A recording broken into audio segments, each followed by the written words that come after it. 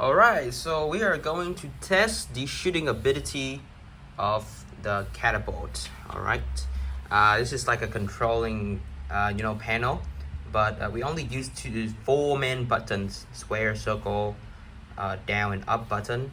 Alright, so to shoot this one, I am going to press this button, the circle button, and then it will shoot the ball. So I have set the limits is right there, because I make some pillows to stop the the ball from spinning. Okay, I'm going to make it more larger so you can see it. Oh, that's my leg, guys.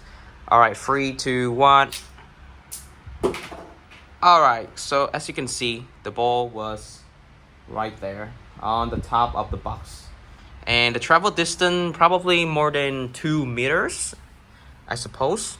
I mean, the distance of the projectile, it also depends on what type of the what type of balls or what type of the object you are shooting, because if you are shooting a very small thing, it probably could even go further. All right, let's try it again one more time, and let's see how far it's gonna go. Okay, there we go. This one is much shorter.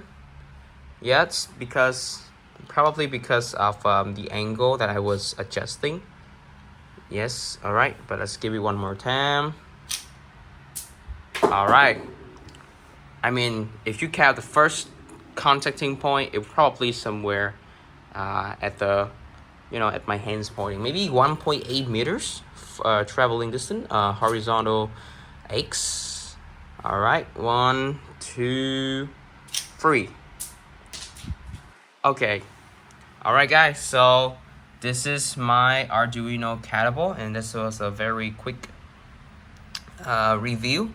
Yes, this is the design, very simple, with some of the embedded system and very simple controlling method. All right, thank you guys for watching.